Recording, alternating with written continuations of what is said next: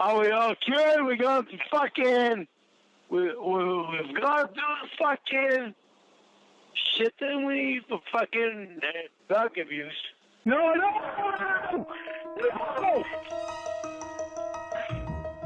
Are you listening?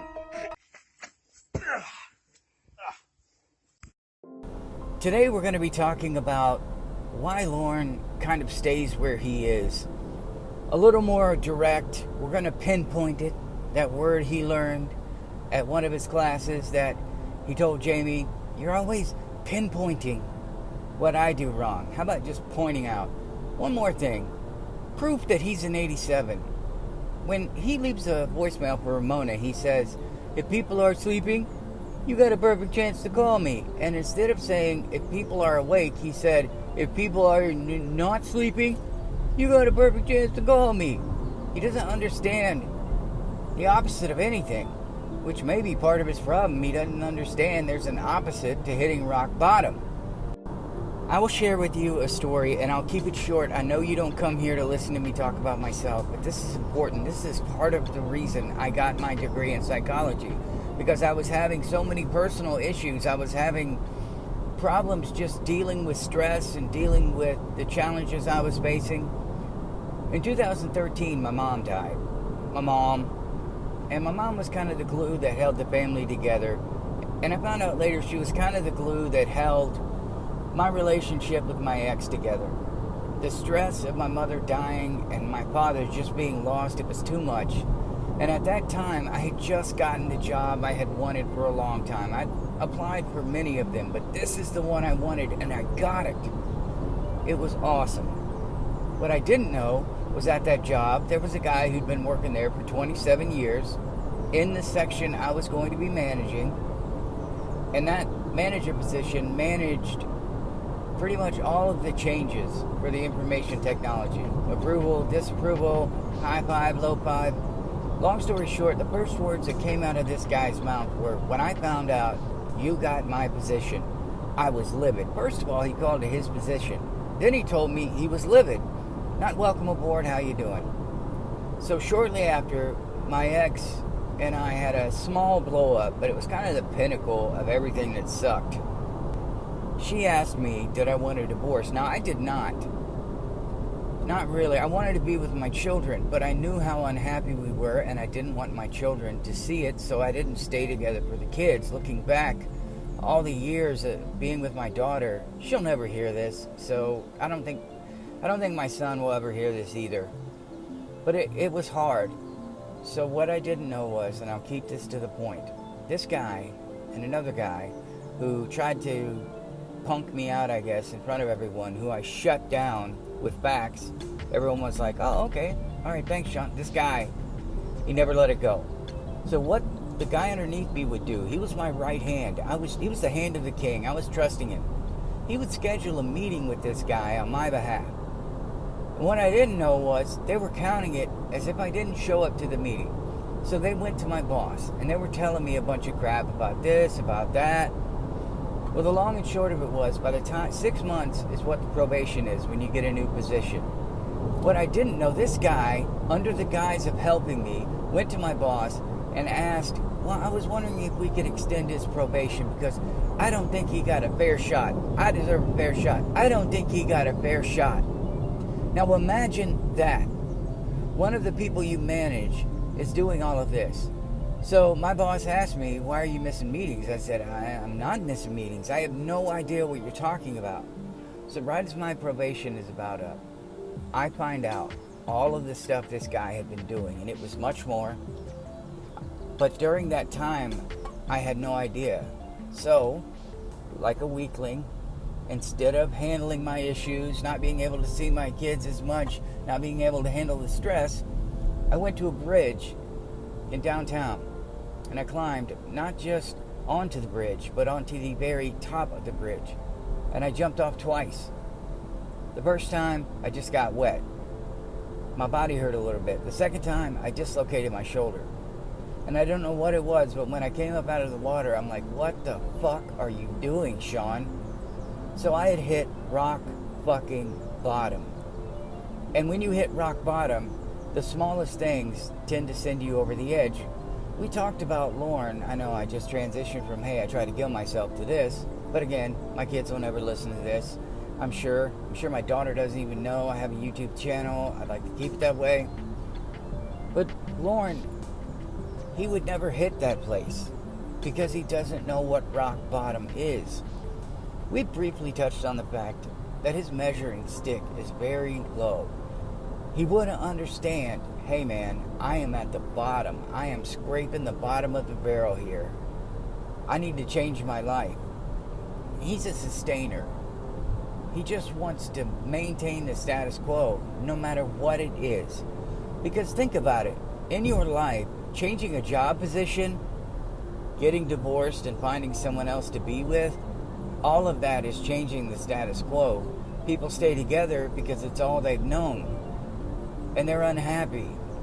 And they, like I said about intermittent reinforcement, they will strive for that next moment of happiness. I don't know if Lorne ever has happiness other than laughing. And maybe that's why he associates happiness with laughing. That's a temporary burst of happiness, Lorne. It releases some chemicals in your body. And I know him. He's a night owl. All day it sucks, and he just looks forward to being able to go over to Tony's, which he can't do anymore, and drink, get on the phone with these catfish women, and that's why he gets so angry. What I mean by that is, his life is shit all day, and the only excitement he has is talking to these catfish women, which is why he freaks out, goes mental. I'm sorry, I would look forward to have some time. I hate the way he said having some time. I don't know why it makes me angry, but I just don't like when he says it, I guess. So he spends all of his days knowing how things are sucking, there's nothing going on. It gets to the nighttime when he's usually drinking at Tony's, and all of a sudden, it's a burst of excitement. Lorne Armstrong has something going on in his life that makes him feel special. I can't imagine he felt happy. I know people think he's addicted to anger. And I think it's not a choice. It's just all he knows. But when you take that nighttime reward away, that's when he has nothing. He knows he has nothing. But again, status quo. I've been at this point for so long, I've gotten used to it. It's become the norm.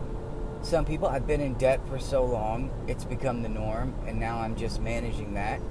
When the stress is too much to bear, you either look for a way out, you panic, you start thinking of quick fixes, and you'll do anything to get away from that feeling. Lorne, in his denial, he just blocks those feelings out. And again, I don't think he knows what rock bottom is. Roy has hit rock bottom, I'm sure, and maybe Roy has finally turned his life around. I don't know. I told you about the construction specialist job he has, and I think he's up in Bangor. From what I understand from a person I talked to, he moved again, and he hasn't updated his LinkedIn profile. And from what I understand, part of it is to get the fuck away from Lorne Armstrong, because he's a black hole. When you're around him, your status quo, your measuring stick drops. If you're hanging around Lorne, you're going to feel successful if you have even the smallest amount of success. Lorne, he doesn't have anybody. I mean, everybody around him is more successful than him. He can't even get as drunk as Roy does. Roy beats him in the blackout department. He can't win at anything. I'm going to point out something else that's a double-edged sword for him. He has people he is legally required to speak to, and those people have to show interest in him. He doesn't lose connection with everybody. If he didn't have those state-mandated people, and believe me, without those state-mandated people to talk to, he would have no one. I'm sure his mom dodges his calls, and Lorne drives by her house, and Lorne wants to know what she's doing, and he'll drive by under the guise of, probably thinking, "You're cheating on me, Mom." He'll drive by under the guise of, "I'm checking on you. By the way, while I'm here, do you have any money? Do you have any food? Can I borrow this? Can I borrow that?" I don't think he will ever know what rock bottom is. We go up there. We take over his life one day. We wear that stupid Bluetooth headset that we know is not going to ring, but we keep it on anyway. It's not going to ring unless it's probation and parole, unless it's somebody in an official capacity, or his mom. Maybe she needs help lifting something, which I'm sure she would use him as a last resort. But I don't think if we were up there for more than an hour that we wouldn't realize just how bad it is for this guy. Just how bad things suck for him. And in the end, I don't think he can recognize it. That would be hell for us. If we died, we would go to Cornville, Maine. We'd be in that trailer with an oscillating fan for a ceiling fan, with the walls crumbling, with the entire thing looking like a giant dump. A literal garbage dump, just being used as a habitat. I can't understand how you can be in there and not go, wow, I'm screwed. Maybe Lorne does know he's screwed. Maybe he does understand that this is not the way people should live. But of course with Lorne, well, this is the way I'm living and I'm making it work. I'm getting day to day. What does he do for entertainment? He can't get streaming services. He doesn't have a DVD player or a VHS tape. I mean, maybe he does, to watch Little House on the Prairie, to watch those little girls, as Winnie said. But other than all of that, he has nothing. What's he going to do? Order DoorDash? He shouldn't have the money to do that. If Lorne had to choose between paying his bills and ordering a pizza, he's going to order a pizza. He's got those 98-cent pot pies, which I like, by the way, not going to lie. Also, the shepherd's pie, I think you can get for like $4. Marie Callender's, I think you can get those. Love those too. I don't know why. Love pot pies. Homemade pot pies are the bomb. I'm getting sidetracked. But I can't imagine Lorne not understanding that other people are living better. Even Tony Palmer. Even Tony Palmer had to have been living much better than he was. I haven't done a lot of research into Tony. I've got another video coming out all about Tony and what I think he went through, what I think he put up with, what kind of person I think he was, and what I think his wife was going through. But someone had to tell him, Lorne, you got to get your shit together. And if Tony wasn't the one telling him, you think he's going to listen to Roy? No. Or his mom? No. Because Lorne knows everything. That should be right after Call Me Back, Please, as the title of his documentary. The part 2 should be called Lorne Knows Everything, or something like that. Nobody Loves Lorne. Something.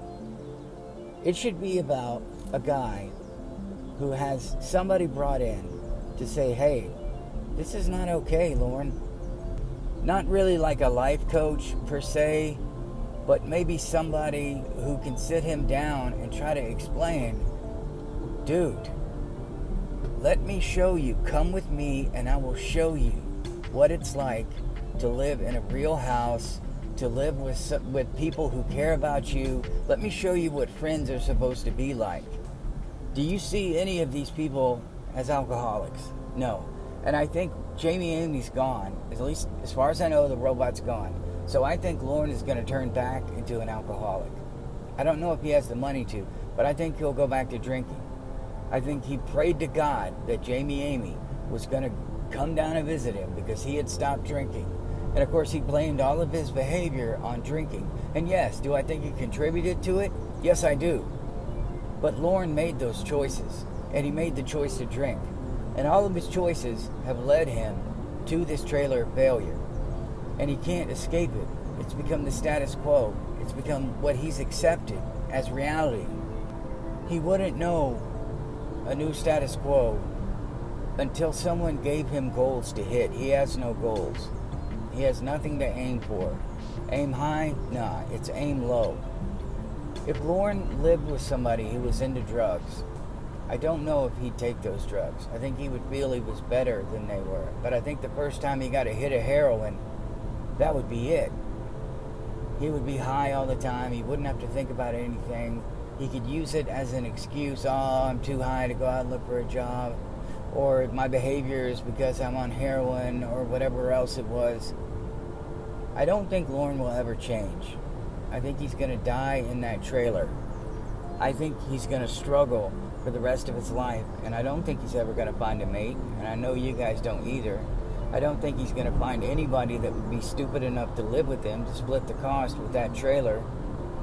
So I wonder if there will ever be a moment at the end of his life where he looks back and he says, I could have done better.